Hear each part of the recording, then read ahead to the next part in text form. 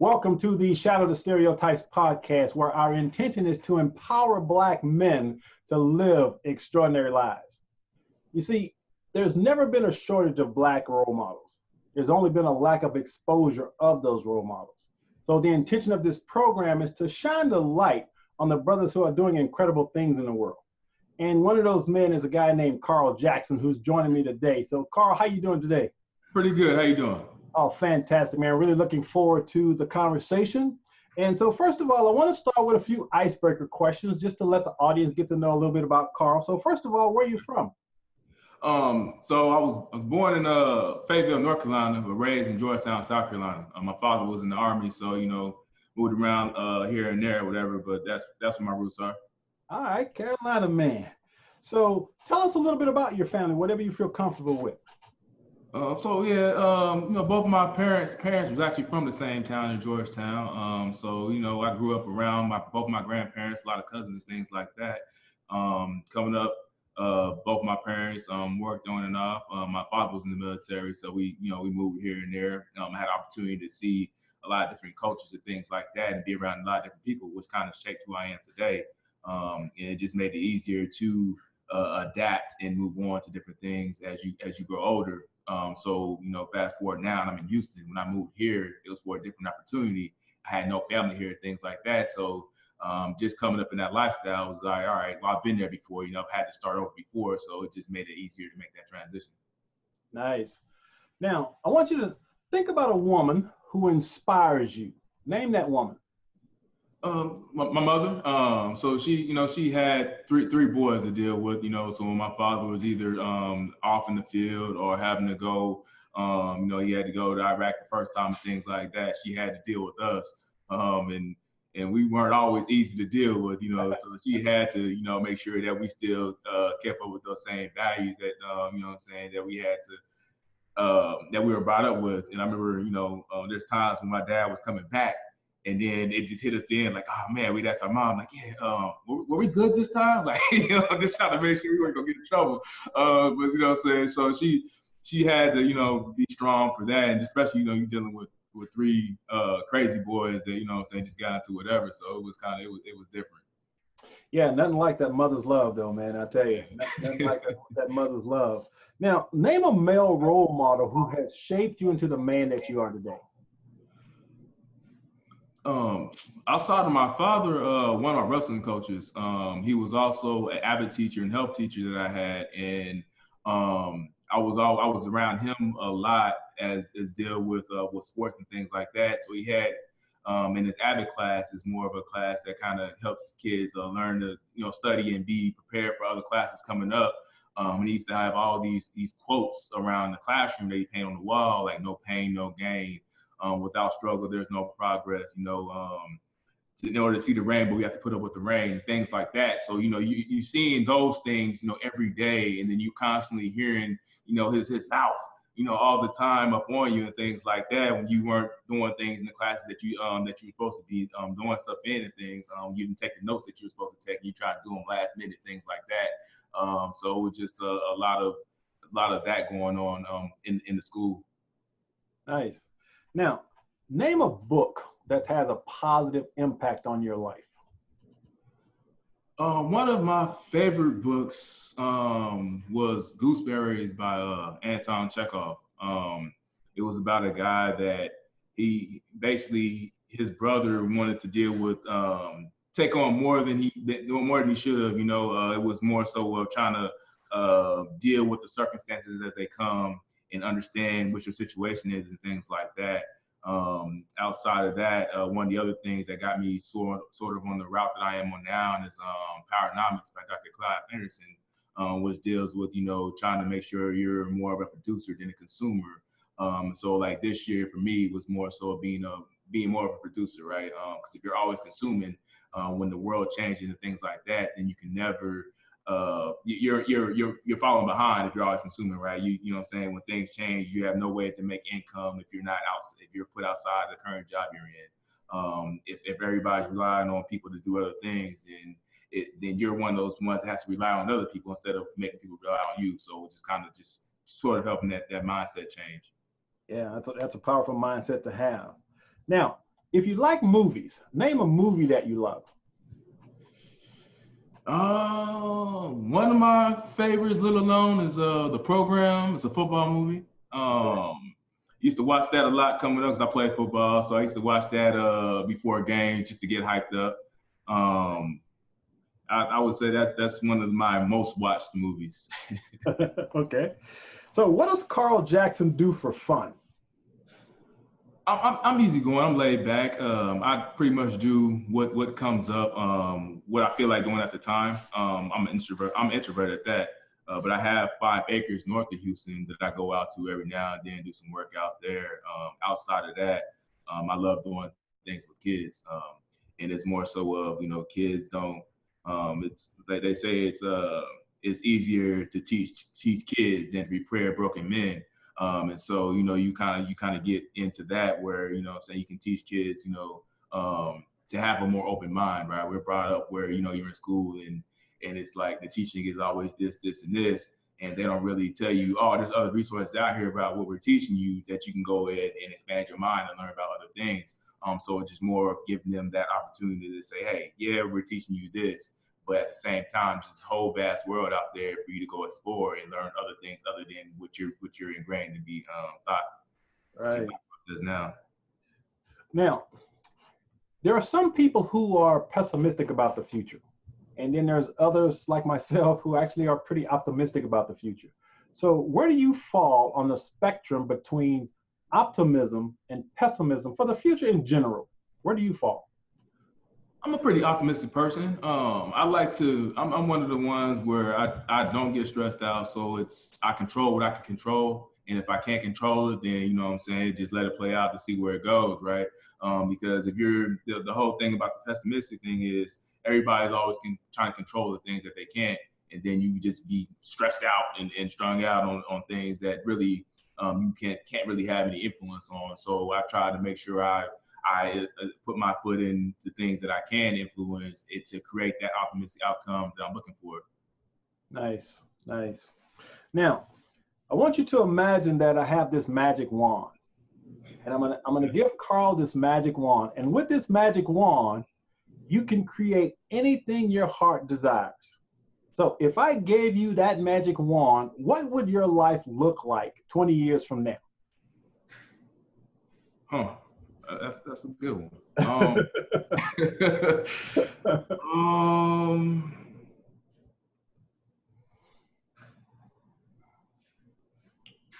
I think the magic wand would actually have me, I have this idea that of owning a block, right? Reshaping a block in the neighborhood and helping bring a neighborhood back up with more affluent shops, things like that, without actually driving people out of the neighborhood and making it more livable, like changing the environment a little bit too.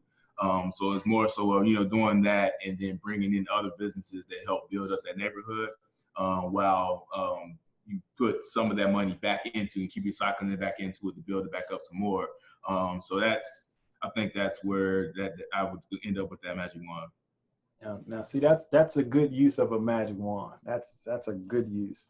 Now, you're launching a company called the Black Beard Brigade, which we're going to be talking about in a moment.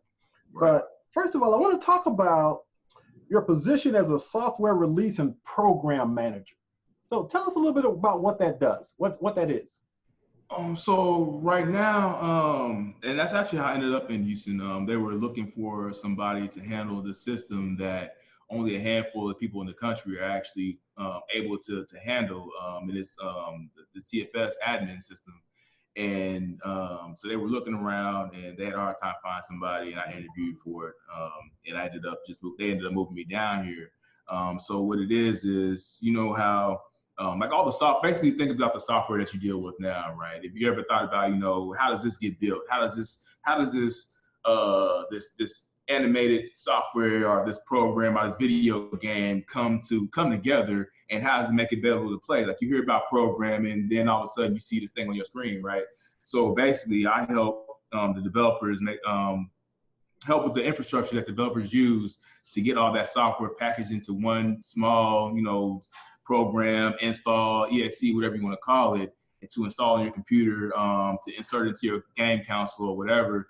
And then, you know, so you can play the programs that you play, build the software you want to build, you know, like the Zoom software, you know, things to launch like that. So it's all about just a system to where the source code that they're using is compiled and built out to create the programs that we use every day.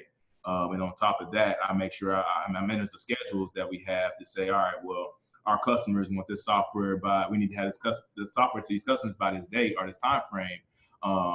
So let's back into that date. You know, we need to get marketing involved. We need to get support involved so they can know when customers call in what they're dealing with. QA needs to test, things of that nature. So I make sure that everybody is in lockstep with what's going on throughout the business. So I touch every part of the business. And since I had started doing that, I created a lot of the processes that they didn't have before, to say, all right, well, we need to have a regular cadence. We need to have a better schedule of how we're doing this and improving the communication, because one department doesn't know what another department is doing, right? So it was closing that communication gap that I actually helped with that process for. So with that, I ended up becoming the program manager as well, where any project that's run through the business, whether it's through our software engineering side where we create programs for customers, or whether it's internal projects that we're leading, I help maintain those projects on the same schedule they're supposed to be on. Everybody's aware of what's going on. I run a lot of the meetings that bring all those people together for the heads of each department, all the people we call stakeholders, and say, all right, well, this team needs to have this. They're going to have this by this date. When can you have your piece to tie into this? And then we can move forward. So it's just a lot of, you know, barking at people, or, you know, say, I need this. Hey, you need to get this over this person right here. And then setting and making sure that I'm always ahead of everybody else's needs. And that's a lot of it, is just strategic planning. It's knowing, okay, this is coming up. All right, this other team is going to need these eventually, and prioritize from there. I'm working on other things, but at the same time, I have to be aware of everything else that's going on. So I can say, when somebody else is having a conversation, I can say, hey, oh yeah, I'm aware of this, and this is being taken care of on this end, and then you'll need to do this afterwards. Or we want to do it by this date. No, we can't do it by this date because this, and this is actually happening, or this team will be out for a conference, and so that impact that. So I'm always having to be aware of everybody's dates, what everybody's moves are, and things like that. So it's interesting, and it's never the same thing every day. So I'm not getting tied down with tedious tasks every day. So it's been fun. Nice. Now, tell us about the internship program that you created, which is geared towards supporting students' goals in computer science. So when I moved here 3 years ago, it was in the back of my mind. One of the reasons why I came here, I was dealing with the old VP of engineering, and after conversations with him before I came, I was kind of like, oh, I can do a lot of things if I go there. And one of the things I want to do was the internship program. And it's something that I never took advantage of when I was in school. So I saw there was a gap in what was being taught to kids in school versus what was actually needed in the workforce and things like that. So after I did what he really needed me to do when I came here, I kind of told him, I said, I want to do an internship program, for engineering and see how that goes. And he was like, oh, well, I was already looking into that, but you can run it if you want to. So as soon as he said that, I was like, boom. It was like a Wednesday. That Saturday, I went home. I did all the paperwork for it. I started putting paperwork together, doing a lot of research. I have a friend who's big in HR out in North Carolina. I emailed her some information. I was like, look, this is what I'm putting together. You know what I'm saying? She helped me tweak it and make sure everything sounded right, things like that. I take it back to him probably about a week later. He looks at it. He sends it over to HR. HR asked me to change like 2 things on there. I had created a non-paid internship format and a paid internship format. They had me tweak 2 things on there, and that was it. So then, we started bringing in high school kids. At the time, there was a program called EFTA where they actually ran internships for seniors in high school. So I created that from there, where I brought in, I think, 3 or 4 students that year. We ended up paying high school kids that year. And normally through that program, it's just a 2-week internship. They don't get paid. It's for the experience, so they can understand, I want to go into this field. How will this work? Gain some knowledge, whether they want to pivot or something like that. So after that, the next year, I started with the college. I started bringing in college students because the previous year was too late to bring in college. School was already pretty much out by the time I moved here or whatever. So we started doing that. So fast forward 4 summers later, I've had over 50 interns come in between high school and college. I even had one actually get a dental internship this past year. But I've been doing it for our engineering department and marketing. So marketing has had a few. And for the high school, you have to come in for a minimum of 80 hours to qualify for your school and through the program that EFTA runs. And then after that, if you want to stay longer, if you've been doing great work, then I say, hey, we have a spot. Do you want to stay through the rest of the summer? And, it's summertime. They want to have fun. So it's kind of like, if you have vacation with the family, take your vacation. You can come back, whatever. You're not tied down and saying, hey, you have to be here every day. So we try to work with them like that. The same thing with the college students. The college students are always paid. We do it like that to make sure that they're paid and things like that. After the first year of college students, one of my interns actually got hired on. So when I bring in other college students that say, oh, I need a place to live, I pass them on to him. Hey, man, I got another guy I need you to talk to. They're asking me about housing. I still don't know the housing stuff around here. So I was like, yeah. He's like, oh, yeah. So he's always grateful to do that stuff. He went to U of H. And it's coming up to the area that we're in, it's kind of separated mileage-wise. It's a good distance from where some of the schools are. So it's kind of hard for some of the interns, even in the college one, to say, all right, well, I want to drive these 2 hours every day to go take this internship and things like that. So he helps me find them closer housing and things like that, so they can take these internships. And it's been pretty good. I say I've had over 50 interns, and I've only had 2 that really didn't meet the expectations that were needed. And the way I set it up is, I meet with them once a week or once every other week to just have a general conversation. It's a internship type thing. So we talk about life. We talk about how the internship is going. I make sure that they, any other resources they want to talk about, or anybody else they want to have a conversation with, I get them set up with meetings to talk to other people about either that type of work or a different type of work. And then we do the evaluations of the company and the evaluations of them, just to get that 360 feedback going. And it's just it's all around good vibes, man. It's been working so far. So I'm trying to expand that a little bit too, and try to bring in different kids and even get them to other companies as well that can help them out with, medical and things like that. Because we have a lot of kids that are trying to get internships in there too. So. Well, that's definitely commendable, man, and that's why I'm so glad to have you on this program, because you're shattering the stereotypes about us supporting each other and us going out there and making a difference in the community and bringing people in to watch them grow. So now you're also an active volunteer for the Education for Future Tomorrow Alliance. So what do you do for that organization? So our relationship actually started when I first moved here. It was weird. We got the interns from them the first time for the high school ones, and then they have these programs that go throughout the year where you go to schools, you talk to kids about choices, you talk to kids about how their decisions affect their future, going forward and things like that. You talk to them about whether they, whether college is for them or if they need to do a trade or something like that. College isn't for everybody. We always say, hey, you need to go to college to do this. So when they first started doing it, they had this format where it's like, well, you want to have this type of lifestyle. Okay, well, you need this level of education. And that's how they formatted was, all right, well, I want to make this much money. I want this type of car. I want this type of house. Okay, we need to be a doctor. And I'm like, that's crazy. Like, that doesn't, you know what I'm saying? There's other ways to get there without saying I need to go ahead and pay for 10 years of college to say, to be a doctor, to get my doctorate, right? Because even that's not even, depending on what you're doing, that doesn't even help these days. So it was revised to say, all right, well, how do you know which route is best for you, right? And then it talks about so we have this thing that's kind of like the shape of Texas, and it's kind of like, all right, you're going down this path. Oh, sometimes you might veer off over here, but at the same time, you're coming back around. You might make it to the same path eventually. You just didn't take the same path that everybody else took. So it's having that conversation and say, not everybody takes the same path. And there's another program we do where it's mock interviews. So we have kids as part of this program that come in. There's 2 styles that we do. It's, you do the whole interview format with a certain amount of kids, and then you say, all right, well, then you rank the ones what you want to hire, rank the ones that you would hire, and then also critique, this is what you need to work on to improve your interview skills and things like that.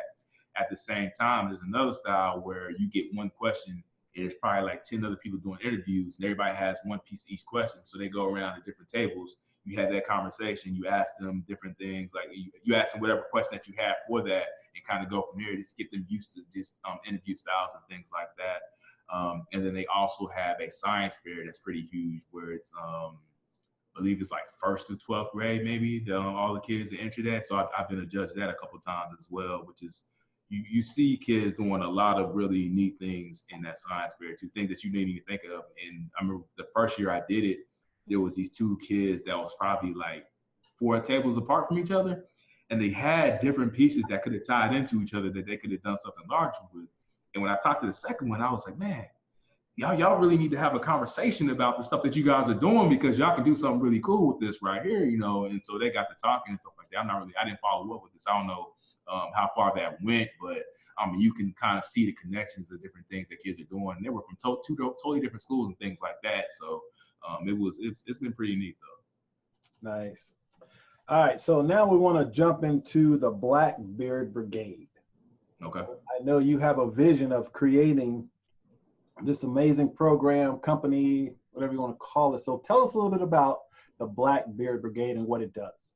All right, so Black Beard Brigade is health and beauty service on the front, where we provide natural products to men for their beard. So we have oils, balms, butters, and then we also have the right types of brushes and the right types of combs that you're supposed to be using, because a lot of times, when I say the right types, it's because with the brushes, synthetic hair brushes actually aren't good for you.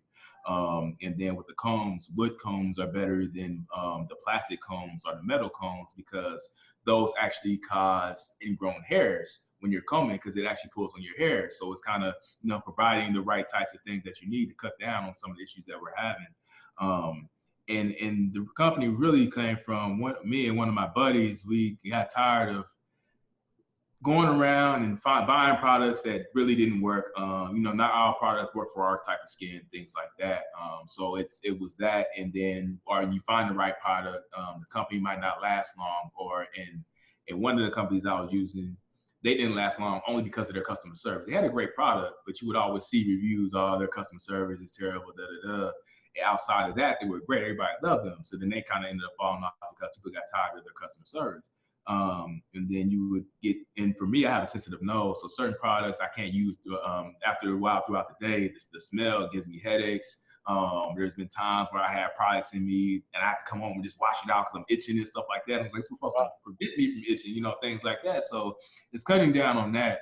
At the same time, it's promoting loving yourself, loving your community, and what that is taking care of yourself, healthier lifestyles. There's things like how testosterone level and what you how you take care of yourself actually goes into your skincare and how your hair grows as well, right? So understanding how all that stuff goes in together, what you put on your skin, what you put in your body affects your hair growth, the way your skin ages as you get older and things like that. It helps make the transition through life easier, right? There's less issues that you face later on. There's less times you have to go to the doctor for certain things. So it's actually kind of bringing that in. So on top of that, one of the things I want to do is actually team up with people in the medical industry and things like that, and have more of those conversations so they can actually relate that more than I do, right? Because I know the hair care and the beard stuff and the skin stuff like that, but the deep dive and the part that they've been studying for years, that's that's more of their expertise, and just having somebody say, explain a lot of that stuff better than I can, instead of me just regurgitating that. The love in the community piece is, we take proceeds from the sales that we get and actually help build the foundation of the community, right? So we recycle that back into the community. So there's actually one nonprofit out there called Own the Vision. What they do is they are helping with some of the HBCUs, and what they do is instead of just giving them money, it's more so of, here's some money, also let's analyze how you can use this better than what you've been doing before, right? Instead of just passing money to people and saying, all right, have this money, now hopefully you do something great with this. So it's more, so what we're doing is we're giving money to people that's actually trying to help build that foundation up, you know, to make that foundation stronger. So as everything else grows, that with that strong foundation, everything else is great as it gets bigger, right? So you have that hierarchy and that you know, as you're building up that infrastructure.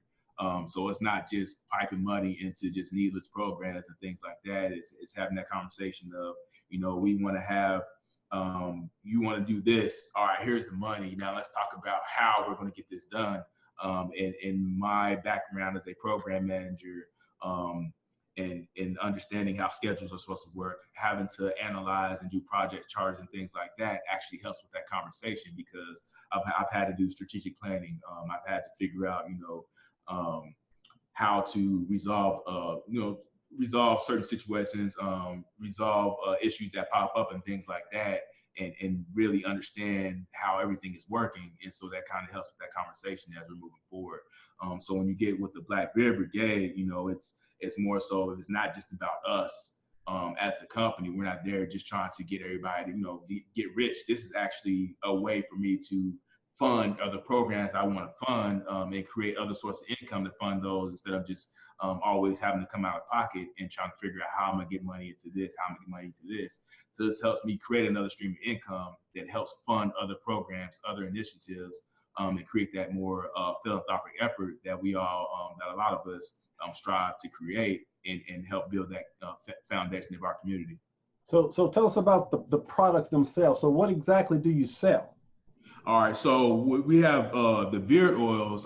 So the beard oils are created in the way, so there's two types you can do. You can do the ones that actually hydrate the skin, or you do the ones that actually make your beard a lot smoother, a lot healthier and things like that. So we use the beard oil to actually attack the skin, remove some of the impurities from the skin, and then take, you know, just make sure like the foundation of your skin and can keep that healthy, right? And then we have butter, beard butter and beard balm.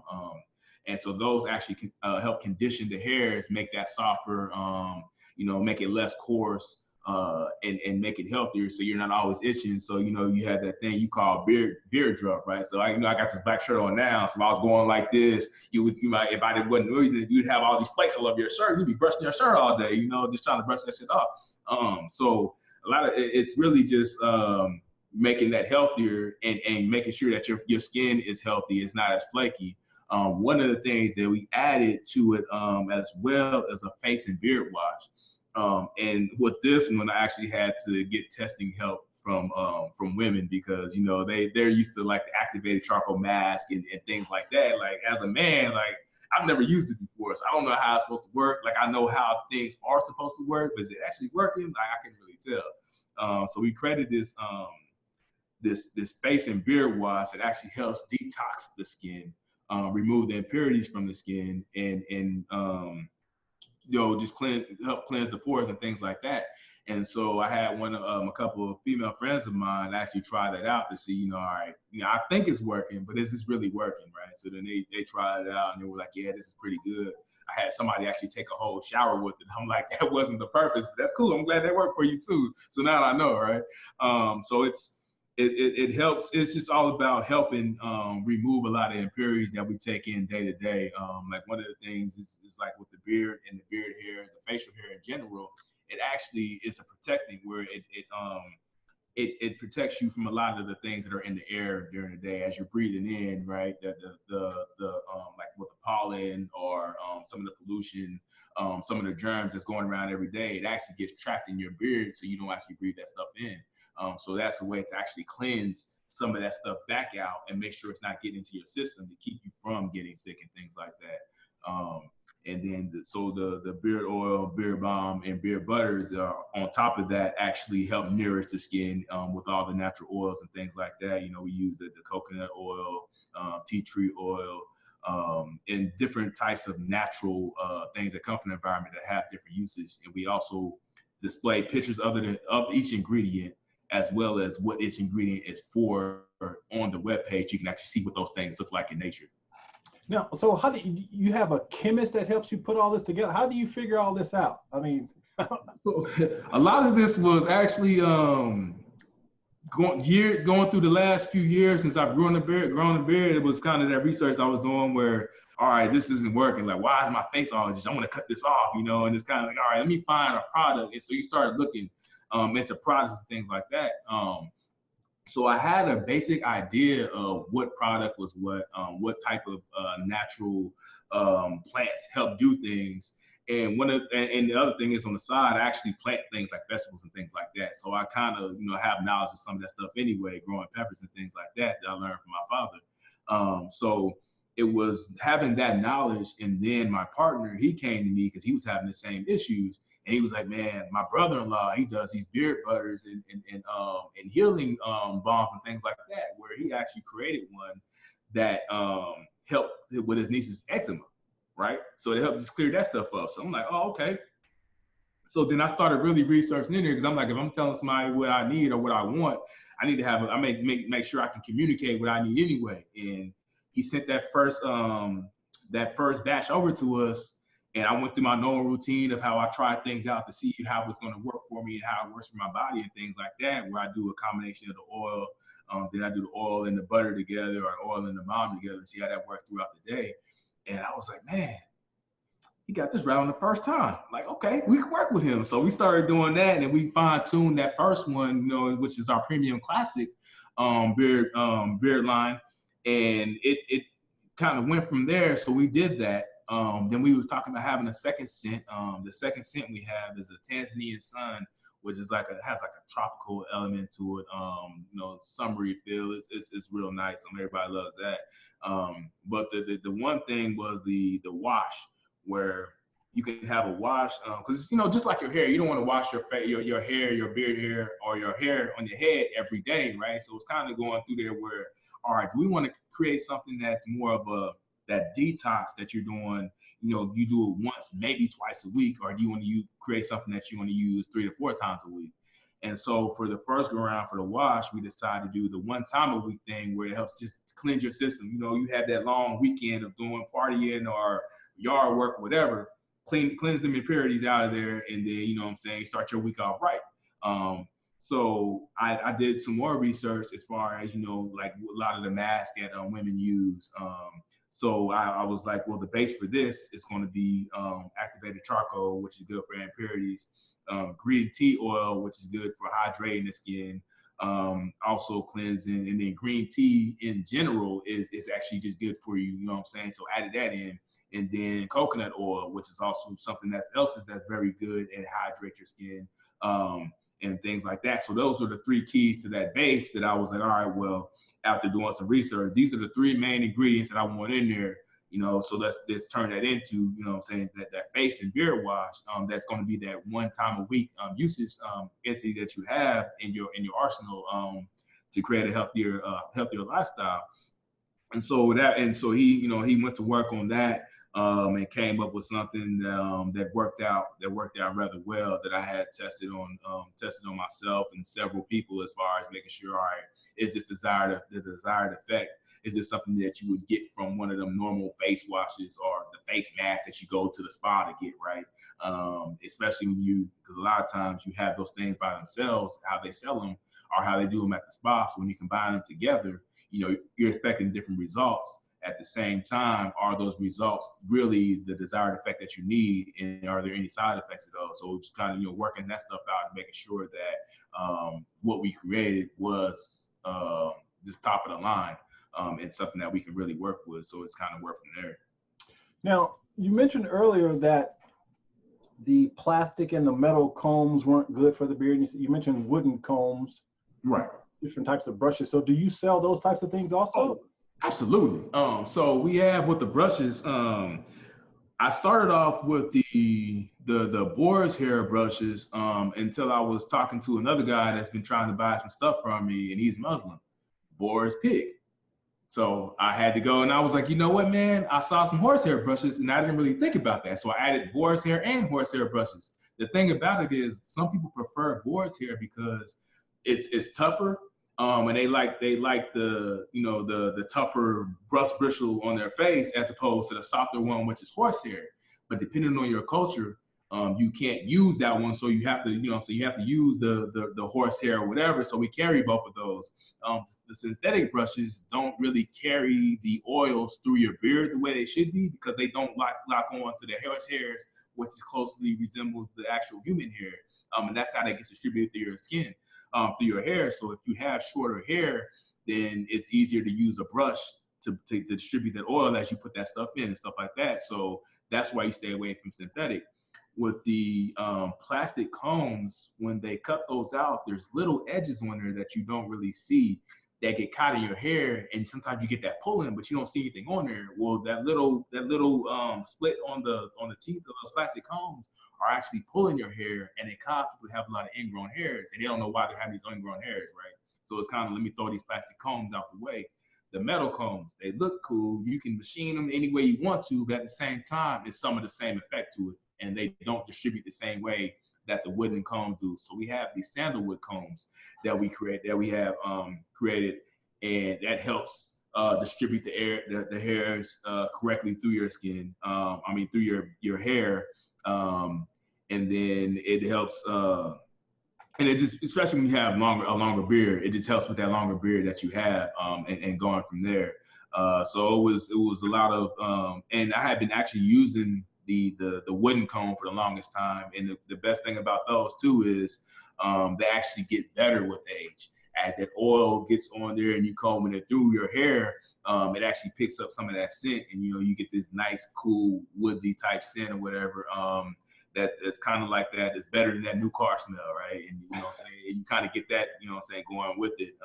And it actually conditions the comb as you use it anyway, so the comb should never really go bad.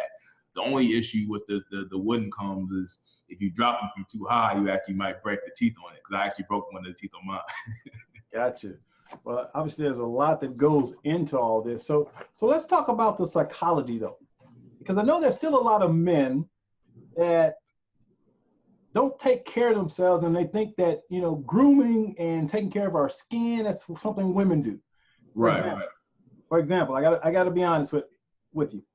I actually had my first manicure about a week ago. There was a part of me, for whatever reason, just wasn't comfortable getting my fingernails done, right? So there was just this masculine thing in my head that's not what guys do. But obviously there's absolutely nothing wrong with a man getting a manicure or a pedicure, actually. So how do you convince men to take better care of their skin? And it's funny you said that, because I actually had a conversation with somebody about the manicure pedicure part not too long ago. Because so I can say I've never had one of those either. But when the first time I even, so I used to play football. So it used to be guys, they used to do that to keep their nails and stuff right, But one of my cousins was actually one of the first people I knew that did that. He was telling me, he's like, yeah. So I would meet up with him out of town sometimes. And he was like, oh yeah, I went to go get a manicure or a pedicure while I was waiting on you. And I kind of looked at him funny the first time I heard him. All right, man. So that was years ago. Like now, all right, I'm cool.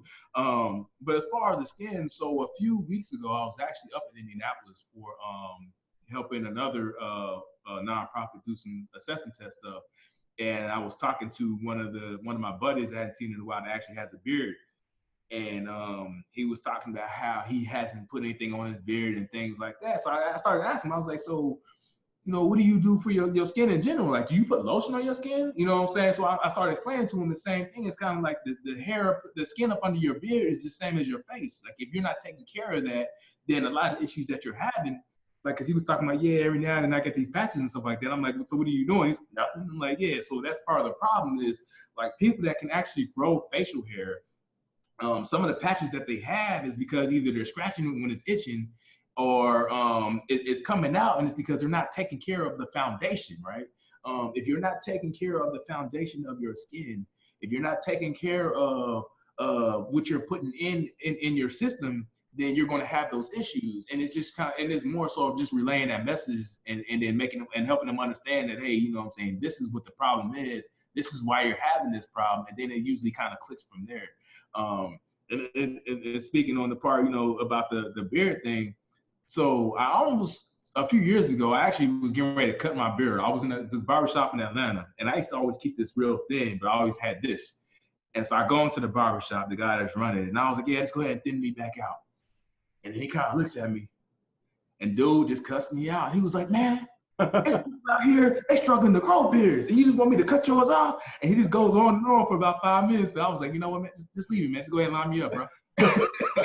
So really, if it wasn't for me walking into ATL's finest that day, I probably would have never got to where I am now with starting this beard company and going from there. Because actually, I've had the beard since that time. Been growing it out since then, and it's all because this guy refused to cut my beard that day because everybody else is struggling to grow their hair or having issues growing their hair. And at that time, I really was still getting into the understanding of how to best take care of it. You know, once you get into that routine, it's an easy routine to keep up with, and it's really not that it's as expensive as people think it is. But at the same time, you just got to make sure you're using the right stuff to make sure you're keeping up with that foundation. It's just like putting lotion on your skin every day. You know, you don't want to walk around ashy, so you don't want to walk around with white stuff dropping out your beard every day because, you know, it's dry and it's all shriveled up or it's all rough and things like that. So have you done any instructional videos? The instructional videos, I have the notes for the instructional videos. I haven't actually done the videos yet. I'm not a huge video person, so I'm trying to get to that, you know, to that piece to do that. So I have a lot of the material that I need to do the videos. I have created content to post on social media before that I've done. It just wasn't a video format. I'm also going to do 2 different ebooks that I provide for free as far as the telling about the different types of beard products themselves, and also how to be healthier as you're going through that journey if you're trying to, you know what I'm saying, be healthy. Because one of the other things is hydration. Hydration is one of the key things that goes into that, because if your body is not hydrated, if your skin is not hydrated, then your beard is not hydrated, and you're having other issues as well with your hair might be falling out and things like that. So hydration is like a huge factor in making sure you're maintaining a healthy you in general and a healthy beard. So, you know, it's different things like that people don't really put 2 and 2 together to realize, you know, this is why I'm having this problem, or this is what actually will make it better for me. So it's just shedding some light on that. So I do plan on getting that. I just don't have that out there yet. Yeah, and so let me just, as a marketer, which is my background, let me just say that right now, video is everything.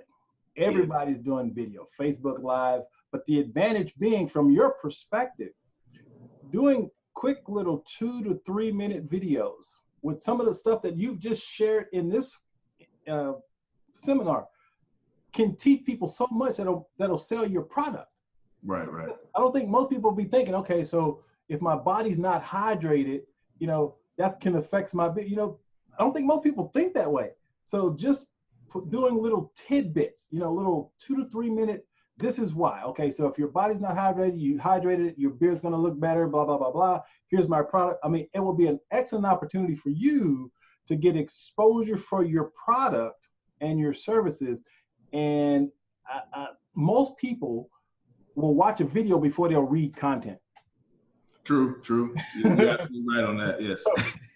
So just keep that in the back of your mind. I think it would really serve you and your company well to create and again, they don't have to be elaborate videos. If you look at most of these YouTube, these guys are making millions of dollars in some of these YouTube videos that are really poor quality, but they know how to market it. And so it's all about the marketing. So if you can put together some series of educational videos based on, again, the knowledge that you have, because I'm sitting here just amazed at how much you know about hair and face and all that. I'm like, man, this guy needs to do some educational videos, because I know that you can build a following, because I know there are a lot of men out there who would really buy into it if they could watch and learn from you. Yeah, definitely. And I appreciate that feedback on that. And the funny thing is, so the camera I'm talking to you on now, and I actually bought with the intent on setting up an area to do that. So I've used this camera. There you go. So yeah, so my goal will be to, on record, to have 3 videos done by the first week of August. Perfect. I'm gonna hold you to that. Okay. I'm gonna hold you to that. Now, so where can people find out more about your programs and products? So everything, a lot of stuff we actually have a blog on the website that will link to videos as well. So you don't just have to read content. It's blackbeardbrigade.com is the website. It holds the shop and everything. Black Beard Brigade on Instagram and Facebook, and then BLK Brigade, BLK Beard Brigade on Twitter, because it was too long to put the whole thing on Twitter. Then we also actually have, just a listing on Pinterest as well that shows the products and different little styles and things like that. Then YouTube is Black Beard Brigade as well. So everything is Black Beard Brigade except for Twitter, which is BLK Brigade. And also there will be links below these videos on my site. So for those who are watching, you can look below us here. You'll see the links. You can go check them out on your Black Beard Brigade. So my man, Karl, any final thoughts you want to share with the audience about what we've talked about today? One of the things that I just want to get into is, as men in general, right? We have to actually evolve, and we have this thing, grow or die, evolve or evaporate. And it's more so, you have to go beyond what your normal comfort level is, go beyond what you believe or what you've heard is the norm, because who's to say what is the norm, right? There's a lot of things outside of that. And one of the things is, and I believe you touched on before, was the whole intuition, right? Women's intuition. We all have that intuition inside of us. It's more so of who is more in tune with how they are feeling to, pick up on a lot of the different vibes that are going around. And the more of that stuff that you can pick up on, the easier it is for you to connect with other people, for you to also create different little businesses and things like that, and expand your world of knowledge, because you're not just stuck in the old way of thinking, in the old school of thought. So it's more so, evolve or evaporate. If you don't evolve, you're going to get left behind as everybody else is moving forward, and you're trying to figure out, why am I stuck in the same, the same cycle of repetitive nothing that happens with everybody else. So just make sure you understand that, and to help move forward. Yeah, and so the whole intention of the Stereotypes podcast is to, again, give especially men of color other ways to view the world. Because if we pay attention to the media, we're going to have a negative mindset, which definitely can't create positive results. So we got to change our mindsets, and that's my whole mantra. And I remember what the good book said when it said, "Be ye not conformed to this world, but be ye transformed by the renewing of your mind." And I believe everything begins in mind. Thoughts become things. And so we got to make sure that we're paying attention to what we're thinking and how we're thinking. So that's why I do what I do, because I want to transform the way we as men of color see ourselves. We want to change the negative media generated narrative into a powerful, positive generated narrative about how we see ourselves. So it has been my absolute pleasure, Mr. Karl, to have you on the show. And I wish you continued success in everything that you do. And I'm sure our paths will cross again in the future. So again, thank you for joining us today. Definitely. I appreciate you having me on. I'm definitely appreciate what you're doing with the whole Shatter the Stereotypes podcast. We definitely need that in the community, to get away from that, all the negative views that we see every day.